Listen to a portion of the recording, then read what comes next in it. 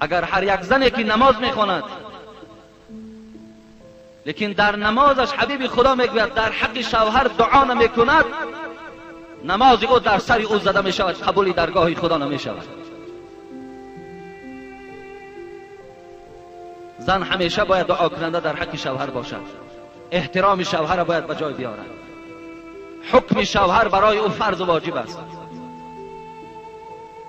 اگر گردن کشی کند، اگر ناپسندی کند، حبیب خدا گفتند درهای جنت بالای این زن پوشیده است. مادرای عزیز و خواهرای عزیز، من بر همه شما باور که مراجعتم همین است.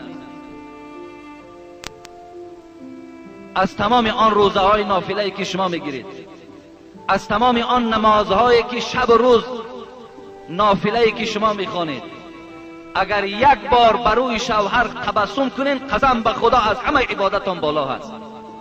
یک بار به بالای شوهر تبسم کنید، یا یک بار پشت دست شوهر تبوسه کن، از همه عبادتت بالاست.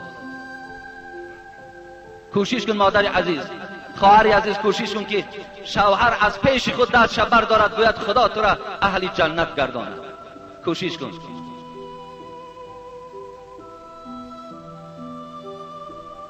اعظم الناس حقا علی المرأة زوجها، زیرا خواهر عزیز بزرگترین حق بالای تو نه پدر دارد، نه برادر دارد، نه عمک و تقد دارد، شوهر دارد.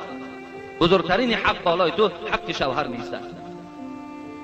قسم به خدا روز از روزها این زن و شوهرها را خدا در پیشگاه خودش راست میکند. خوش به حال اون زنی که در دنیا خدمت کرد، دعا کرده، دعای شوهر را گرفته است. خداوند باز همراه می شوهر در جنت جایش میکند. حضرت عایشه از شوهر، از حبیب خدا گفت در حقم دعا کن. رسول اکرم صلی الله علیه و سلم دست مبارک برداشت، زیرا از عایشه راضی بود، زیرا عایشه همیشه در خدمت رسول اکرم قایم بود، همیشه پشتیبانی از رسول اکرم میکرد، شوهرش غیبت نمیکرد، شوهرش کمبودی‌هاش در پیش دکانه ها و زنهای همسایه بیان نمیکرد. بار یک جمله یهودی ها، چند نفر دشمنای اسلام خانه پیغمبری خدا آمدند، خانه رسول اکرم در آمدن، تا این اندازه دشمن بودن که در جایی که السلام علیکم گویند، چی میگفتند؟ السلام علیکم، السلام علیکم، مرگ به تو باده محمد. وقتی این عایشه این السلام علیکم از زبان یهودی ها شنید، این زنی با غیرت، این زنی پشتیبانی از شوهر طاقت نکرد، از جاش خیز گفت لعنت و مرگ خدا بر شما باد. حبیب خدا چیزی نگفته بود که عایشه پشتیبانی از شوهرش کرد، گفت خدا شما را لعنت کند، خدا مرگ به شما باد. گفت رسول اکرم گفت عایشه گفت نرم باش، من که با اونها جواب گفتم و علیکم گفتم، مرگ و لعنتم بر شما باد. پشتیبانی را ببینید. امروز در ما مکتوب می آید که شوهر غیبت میکند، شوهر کمبودی هاش در پیش زنهای بیگانه بیان میکنه.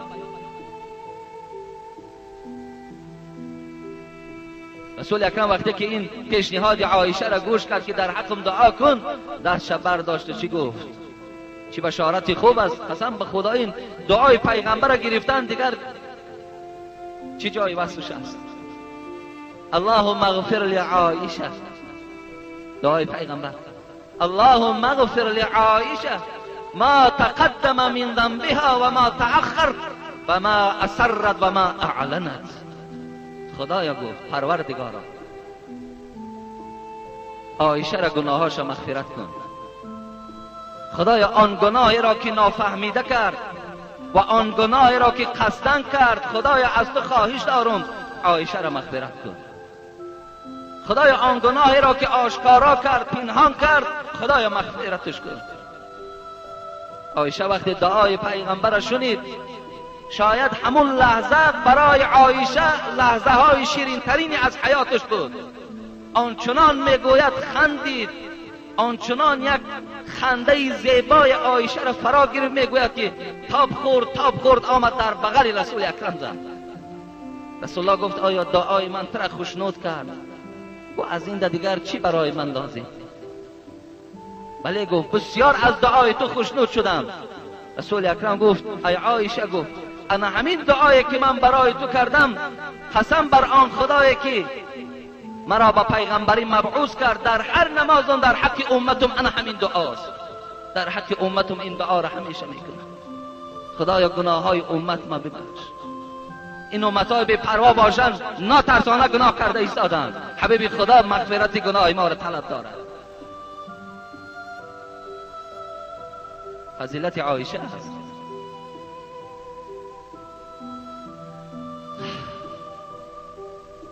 خداوند در سوره احزاب النبی اولی بالمؤمنین من انفسهم و ازواجه امهاتهم، این شعار ما و شماست. این دلیل مستحکم ترین برای ما و شماست برای بسته کردن زبان همون ناکسانی که نسبت عایشه بدگویی دارند. خداوند میگوید ای مردم مسلمان، از همه جانهای شما برای شما بالاتر باید که جان پیغمبرتان، آبروی پیغمبرتان باشد. و خداوند گفت و ازواجه امهاتهم، و زنهای پیغمبر مادرای شما هستند. زنهای پیغمبر مادرای ما و شما هستند. مقصد از مادران این نیست وقتی که پیغمبر خدا از دنیا گذشت، زنهای پیغمبر کدامش که در حیات بود و یا هیچ کس دیگر حقوق نداشت که نکاح کرده گیرد، زیرا وی حکم مادر داشت. باید به قدر مادرمان رسیم، مادرمان احترام کنیم. ببین امروز اگر نسبت همین مادرایی که ما و شما داریم یک کس دشنام میکند، چقدر ما و شما بی طاقت میشویم، ناراحت میشیم که مادری ما را دشنام داد، حال آنکه این عایشه بهترین مادری ما و شماست. اگرچند امروز بعضی جوانای عزیز مادر و پدرها را حرمت نمیکنند. امروز شکایت ها از نام شما هم هست. برادری عزیز، برای چی نماز جمعه میخوانی؟ برای چی در نمازهای 5 وقته اشتراک میکنی زمانی که پدر و مادر از تو ناراضی است؟ برای چی؟ تو میدانی که این عبادت های تو همش بیکاره میشوند زمانی که اگر پدر و مادر از تو ناراضی باشند.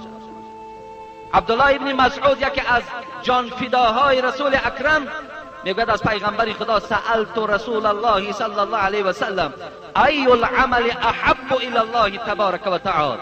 ببین این حدیثی صحیح است.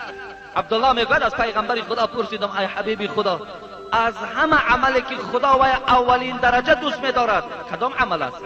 حبیب خدا گفتن الصلاة علی وقتها، نماز در وقتش خواندن. بچم گفت محبوب ترین نماز به سوی خداست، محبوب ترین عمل به سوی پروردگار نماز در وقتش خواندن است.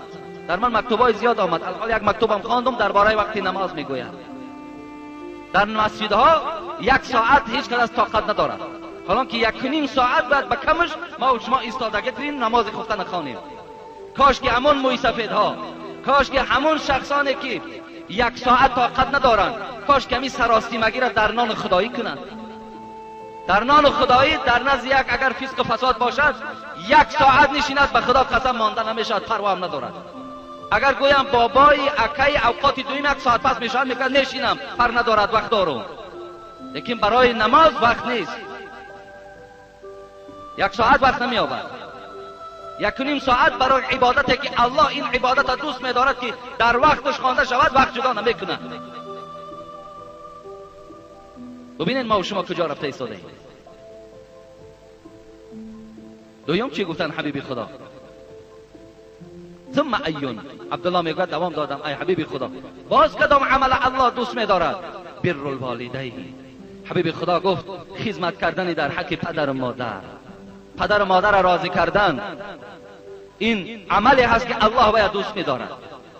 جوانای عزیز، الحال حدیثی که من درباره زنها گفتم، همین حدیث باز در راست پدر و مادرم است. هم جنت و نار. پیغمبر خدا گفت پدر و مادر جنت و دوزخ توست. جنت و دوزخ تو پدر و مادری توست. پدر و مادراتون احترام کنین، به قدر پدر و مادراتون رسین، دعای پدر و مادراتون گیرین. آن وقت عبادت شما را کامیاب میکند، آن وقت شما از زندگیتون برکت میابین. زیرا حبیب خدا میگه اگر خواهین که بچه هاتون شما را احترام کنن، به قدر پدر و مادرتون رسید. پدر و مادر احترام کردی، بچه‌ت آینده تو را احترام میکنه. لیکن پدر و مادر بعد ما و شما وقتی از دنیا میگذرد، بعد این ریاکاری ها تمام شد، این نمایشگری هایی که میکردیم مردم الکه از ما فهمیدن دیگر او صورتی در قالین او چی در کار زمانی که وای ترا عاق کردگی بود، او صورتی در قالین او چی در کار از زمانی که وای از دستی تو داد میگفت، وای لباسی تازه را ندیده بود، وای شکمی سیر از تو ندیده بود، صورتی او را چی در کار این شیطانگری، چی در کار این ریا و این خودنمایی که تو صورتی او را در قالین میزنی. زمانی که عالم که صورتی وای در قالین زدن گناه از خودش، بالای قبر او را چی در کار این قضیه و زینت دادن. پیش نماز اسب و پول و قالین نده، همون پدر ترازی که از دنیا گذرد. بالای قبر پدرت خود را دعا و مغفرت کن، یک ملا را پیش انداز کردن نبر، از جانب پدرت خیر احسان کن، یک بینای خوب بساز، یک مکان آباد کو به نام پدر و مادرت بگذارش. شخصی آمد گفت حبیبی خدا از جانب پدرم حج کنم ثوابش میرسد؟ گفت بله. گفت رو حج کن ثوابش در حق پدرت ببخش ثوابش میرسد. پول داری رو از جانب پدرت حج کن، از جانب مادرت حج کن. لیکن این ریاکاری و این حیله‌گری را ما دست در دستی زنک از ترس بازار در اختیارش میدین که بار دستی مادر گرفتگی بازار بردگی و تلاواری را در پیش نمانده و از ترس کردگی تو به خاطر زن، به خاطر خیش و تبار زن از پدر مادرت بعضت گذشتگی. زنها را احترام کنیم.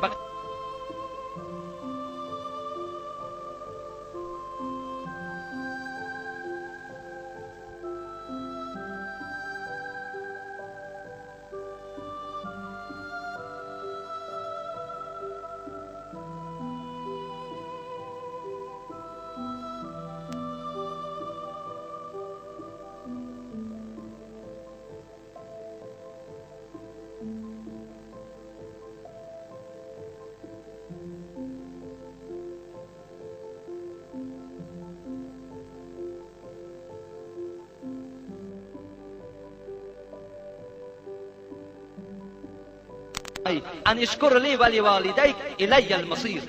الله چیز زیبا بیان میکنه دادرای عزیز، کدام پدر و مادر داری به خدا غنیمت از احترامشان کنیم. پگا از دنیا میگذرن افسوس میخوری که کاش که به قدرش میرسیدم، لیکن این دیگه افسوس دروغ است و این به تو فایده نمیبخشد. الحال احترامشان کنیم، الحال به قدرشان رسید. خدا میگه سپارش دان میتم ای انسانایی که پدر و مادر دارید. فراموش نکنید که یک زمان شما در شکم مادر بودین. میگه خداوند ببین وحنا علی وحنا، شما را مشقت بالای مشقت میبرداشت، شکمی او درمان میشد، به خاطر تو از بهترین نعمتهای خدا پرهیز میکرد، احتیاطت میکرد، هر گونه طعام نمیخورد که یکی در همین بچه‌ام زلال نرسد. در حالت زاییدن تیار بود که خدایا جان ما بگیر، لیکن همین بچه‌ای که از این مولی یک تینه فایده ندیدم، همین را خدایا صحت و سلامت برار تیار بود. امروز تو موردی به احترامی قرارش میدی، از خدا نمیترسی. خدا تو را میگه سپاری شد میتون، تو سپارش الله را اجرا نداری.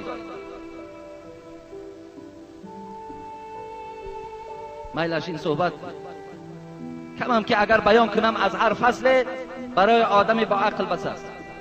گفت همون محمد سنای ایرانی، محمد صاحب ایرانی، یک نکته بس است اگر شعور است، ورنه چو چراغ پیش کور است.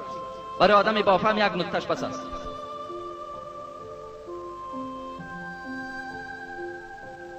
خداوند چی گفت در سوره احزاب؟ پیغمبرها از نفسهای شما دیده جان اونا شرف اونا بلند است و زنهای پیغمبر مادرای شما هستند. میلش من اینجا این صحبت ختم میکنم، میگذارم در تهمت حضرت عایشه.